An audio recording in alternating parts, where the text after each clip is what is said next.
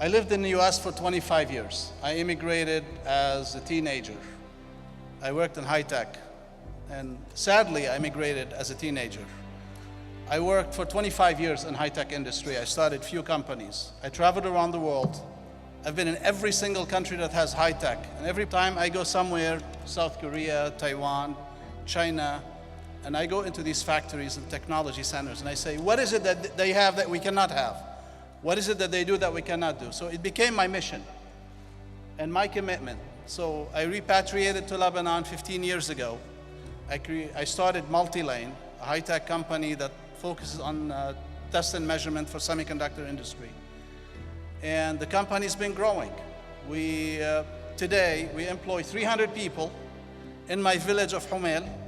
We're exporting 5,000 items every single week made in Lebanon to Cisco, Microsoft, Google, Intel, and all companies around the world. Thank you.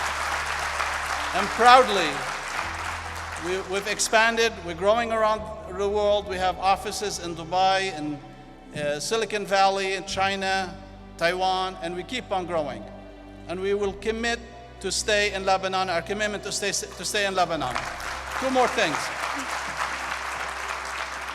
We've also built a campus, an ecosystem. We're completely independent. We're off the grid. We have our own water, our own electricity, our own everything, 100% independent. And the mission, or the way we've been working, is how can we stay away from the challenges of operating in Lebanon. Operating in Lebanon is the #1 challenge.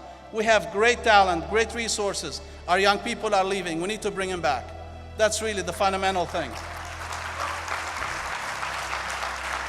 My advocacy for the past 15 years, since repatriating to Lebanon, has been we need to create an ecosystem, an environment, a special economic zone that operate outside local jurisdictions. That means we're not able to work in the current country because of the laws that have been created for consumption rather than production. That's a big challenge. The corruption that we face every time we transact with any item, with any aspect of this government, has been challenging. So I've been advocating for the creation of special economic zones that operate outside local jurisdiction.